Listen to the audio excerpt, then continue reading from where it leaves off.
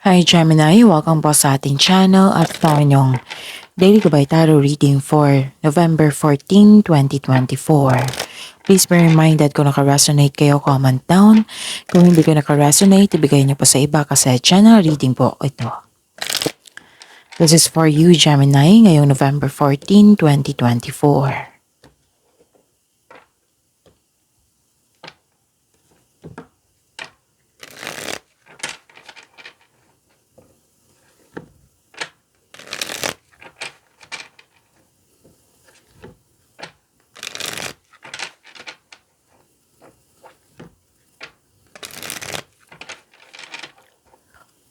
Para po ito sa inyo, Gemini, ngayong November 14, 2024.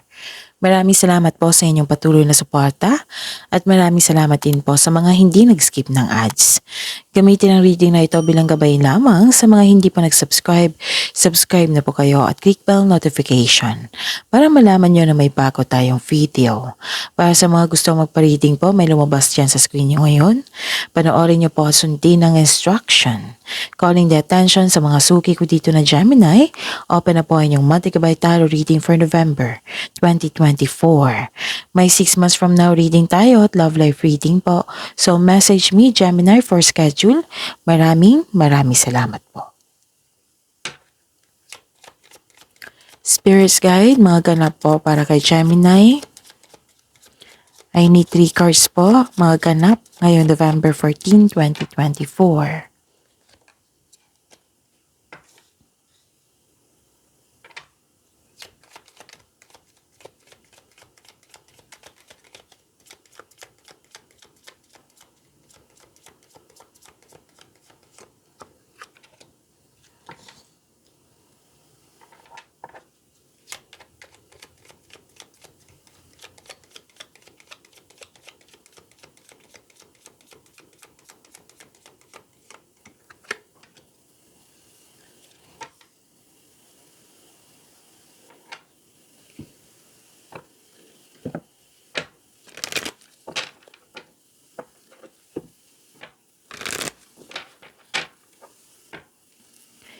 Spirits Guide, mga mensahe po para kay Gemini.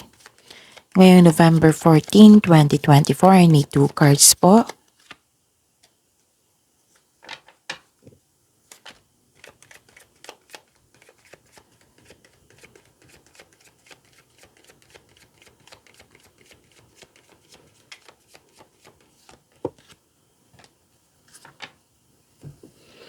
Okay, Gemini. Ngayong November 14, 2024. May nakita ko ditong, wow, this is prosperity. Cash flow. Maraming transaksyon. Yung nagbigay ka ng serbisyo at binayaran ka. Ganun. Pwedeng sweldo ito. Pwedeng, yun, binayaran ka. Or may binigay na opportunity sa inyo na makapagbigay sa iyo ng financial growth. Yes. Nakikita ko dito maraming customer, kliyente, proyekto, transaksyon. This is cash flow, ha? May parating or dumating na yung malaking pera which is expected nyo po ito. Okay? So, yun. Magiging busy kayo ngayon. Pwede din busy sa pag-iisip, busy sa movement, literal na movement. Nakikita ko rin dito na may binigay na opportunity sa inyo na kailangan yung pag-isipan, kailangan yung pumili. Pero don't worry, itong opportunity na ito makapagbigay sa iyo ng prosperity, financial growth po. So pagbutihin nyo. To make best choices, to make best decision, konkretong plano po. Okay? So yon, at humingi ka ng dito may kausap ka na pwedeng mentor, advisor, wiser, boss, amo, or isang mother figure na siyang dahilan na bumalik yung confidence mo. You have the power, you have the authority, you have protection. Nasunod yung gusto mo, na binigyan mo na ng aksyon, yung matagal mo ng plano. Nag-uusap kayo dito regarding sa big business, sa inyong career, sa inyong finances. Ang ganda ng cards nyo ngayon, Gemini. So, this is your card. Full moon in Gemini, the answers you need are coming. Okay? So, sagot sa inyong mga katanungan, pwede din solusyon sa inyong problema. And bring love into the situation. Okay? Spirits Guide, ano po yung energy ni Gemini ngayong November 14, 2024?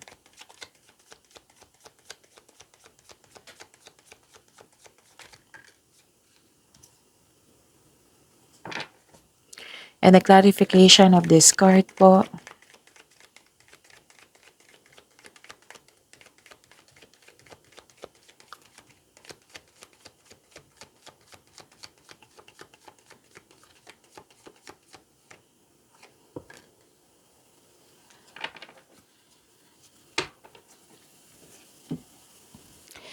Sa mga may oras po, kung gusto niyo po, panoorin niyo po yung last 4 days Gabay Tarot reading niyo po.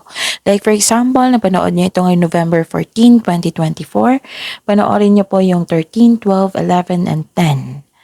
Kung may narinig kayo or may nakita kayong repeating message, meaning to say na pinupush ng cards niyo yan kasi ang ilan sa inyo hindi pa binigyan ng atensyon. So, give attention. Kung maaari, bigyan niyo po ng solusyon at aksyon. Remember, at the end of the day, alam mo na ikaw lang taong may kakayahan at responsable na gumawa ng sarili mong katotohanan at kinabukasan. So, ano yung energy mo? Gemini? Nakikita ko dito na huwag kayong maniwala sa chismis. Alamin niyo muna kung totoo ba yan or hindi. Okay? Naging defensive ka dito sa araw na ito. So, mag-ingat din kasi may taong hindi totoo sa iyo. Nagbigay ng sakit ng ulo. O, nagbigay ng stress sa iyo. So, umiwas na lang po. Okay? Kung pwede po. May tao na nag-observe sa iyo, nag-spy sa iyo. Parang ko itong nababasa sa inyo, Gemini. So, maybe lang sa inyo, hindi binigyan ng attention to. So, give attention because this is repeating message. Okay? Mag-ingat po sa taong may inggit kasi nag-spy siya. May tao na hindi madaling kausap, matigas ang ulo. May sitwasyon na masakit sa ulo. May taong dala na chismis at huwag kayong agad maniwala. Alamin nyo muna kung totoo ba yan or hindi. Okay? So, yun. Ano pa? Nakikita ko rin dito na, wow, this is good kasi you are moving on from challenges. You are focused now on mind healing instead of suffering. Lumalayo ka sa toxic na tao na nagbibigay sa iyo ng stress. Sabi ng card dito, focus and have faith. I-release mo yung nararamdaman mong negativity. Palitan mo ng positibo na ma-motivate ka ulit. So, always positive affirmation, positivity. So, focus on mind healing instead of suffering. Magtiwala sa kung ano ang darating. And this card asks you to believe in yourself. Think positive na makabangon ka ulit. And have faith na yung divine can lift you out of any period of loss. Okay, so moving on from challenges ito, tinutulungan mo yung sarili mo. So, yun. Spirit's Guide for your and money ni Gemini.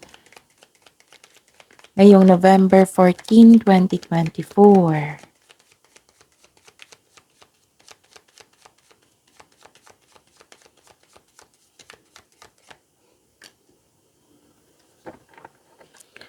And the clarification of this card po.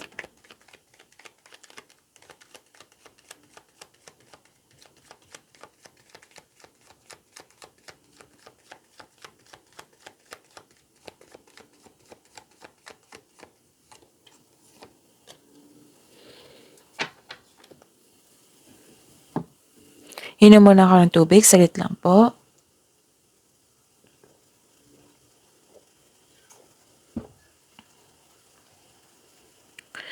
Okay, Gemini. Ngayong November 14, 2024. Okay, nakita ko dito, dalawang card na nagsabi dito na defensiveness.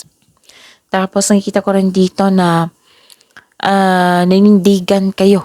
Pwedeng nanindigan kayo sa inyong desisyon. Nanindigan kayo, oo. Kasi gagawa kayo ng desisyon dito eh. Nakikita ko dito, strategy and planning. May ganap na negotiation for a raise ng allowance, sweldo o kontrata. Yes, magkakaroon ng successful agreement. Challenges may arise in your career pero temporary lang po ito. May ganap na challenges o struggle pero buong tapang mo itong harapin. Katapangan at kumpiyansa sa gitna ng anumang klaseng atake. So this is a clarification of your oracle card here too. Tarot card, dalawang card na nagsabi dito. Na you are moving forward. Katapangan at kumpiyansa andito. Nanindigan din kayo. Okay, so claim this successful agreement, yung raise ng allowance, sweldo o kontrata. Okay? Yun. Ano pa?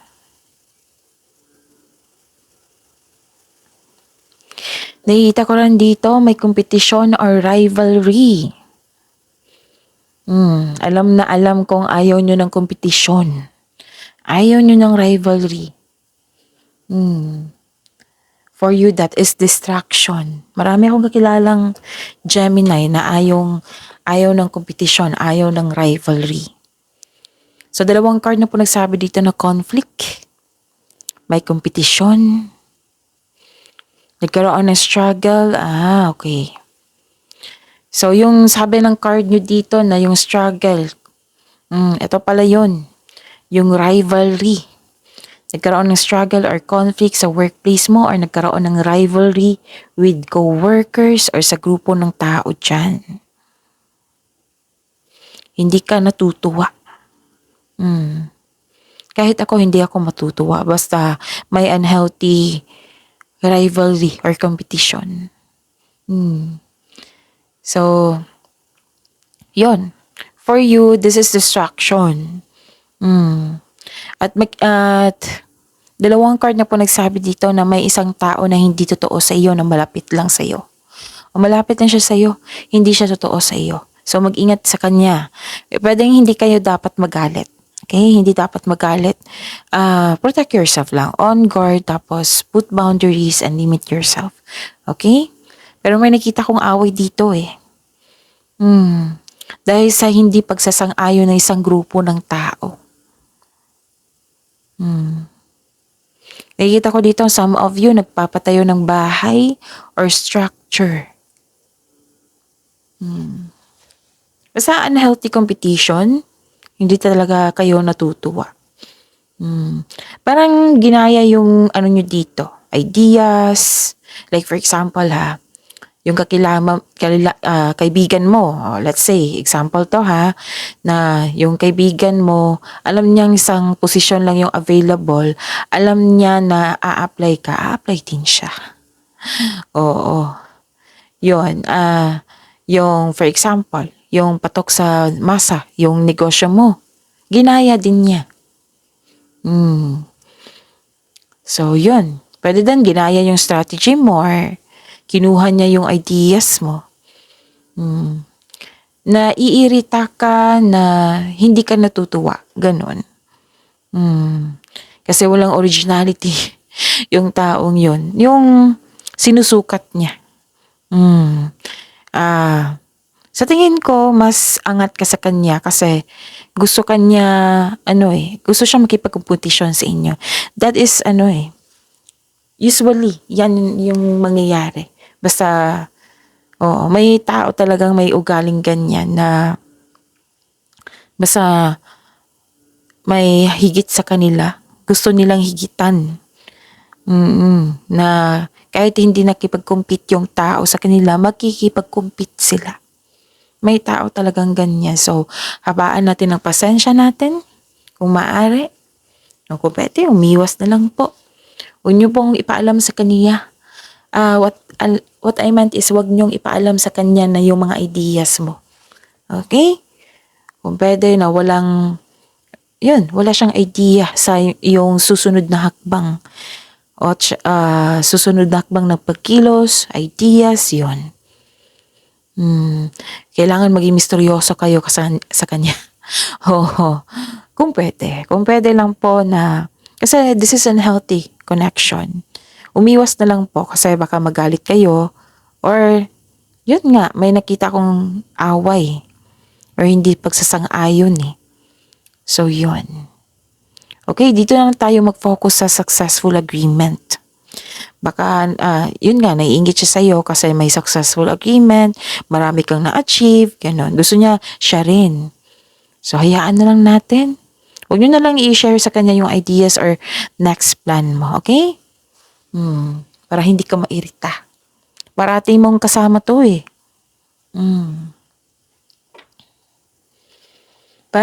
Kasi we are focused on mind healing, we are focused on peace of mind. Iwasan na lang natin na hindi magkalit. Spirits guide, love life, self-love, partnership, and romance si Gemini ngayong November 14, 2024.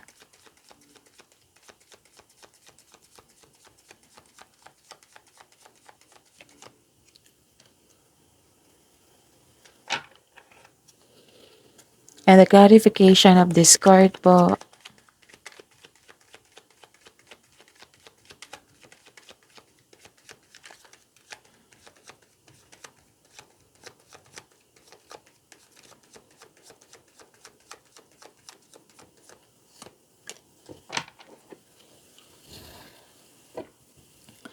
maraming salamat po sa patuloy na tiwala at suporta sa ating channel.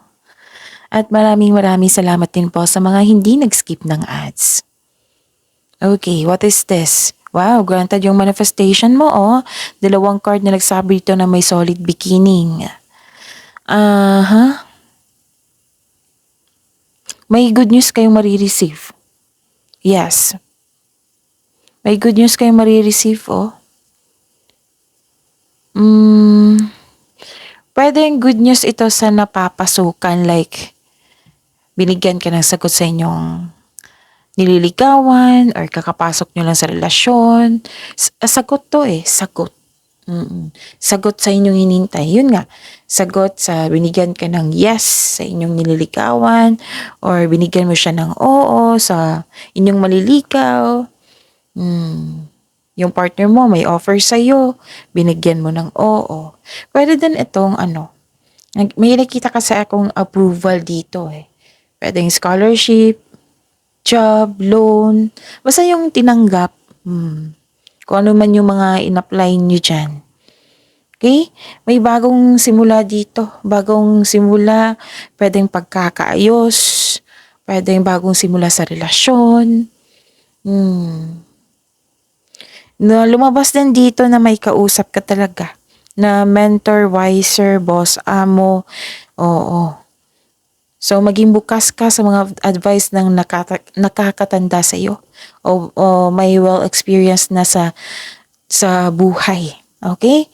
Sa mga may relasyon, sa buhay mag-asawa, blooming kayo ngayon. That has a potential to be stable.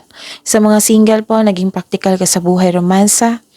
Interesado ka lang sa mga stable na at trustworthy. Okay? So, may masaganang panimula dito. Nakikita ko po. And, nakikita ko rin dito na may sitwasyon na you are feeling trapped. Pwedeng nagkaroon ng restriction, you are feeling trapped. Nakaramdam ako na exhausted. Yung puno ka na. Nakaramdam ako ha. Tapos, puro movement to eh. Yung sinabi ko kanina dito na magiging busy kayo. Transition.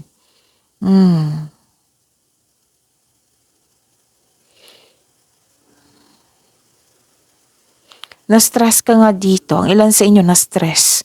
Na parang nakatali kayo sa isang bagay, sa sitwasyon, sa isang tao, na nahihirapan ka. Pero feeling ko exhausted ka. Exhausted ka na napuno ka na rin. So, ang sabi ng card dito, try to change something para ikaw ay makawala at makahinga. So, step forward towards to your goal. So, trust yourself at habaan ng pasensya. Okay? Ang kailangan po dito ngayong araw ni ito, Gemini, pasensya at tiyaga. Magagawa mo ito, don't worry. Feeling trapped o stuck ka sa isang sitwasyon, sa isang connection, sa isang relasyon. Gusto mo mag-give up dito pero ayaw mo. Ganon. Parang nasabi mo lang kasi napuno ka na. Sa mga single dito, ayaw nyo muna magipagrelasyon dahil sa hindi pa ka naka-move on sa nakaraan. Feeling mo na stuck ka. Sabi ng card dito, pakawalan nyo po daw yung sarili mo. Lalo na't hindi na ito existing sa present mo. So this card asks you to allow yourself to experience love again. You deserve to be loved. So bring love into the situation. Yan yung sabi ng card dito. Oh. So see you tomorrow, Gemini. Pagyamanin niyo po yung blessings na binigay sa inyo. Ang dami po dito. Please like, subscribe, and click bell button for notification para updated po kayo sa daily tarot reading natin. Maraming salamat po.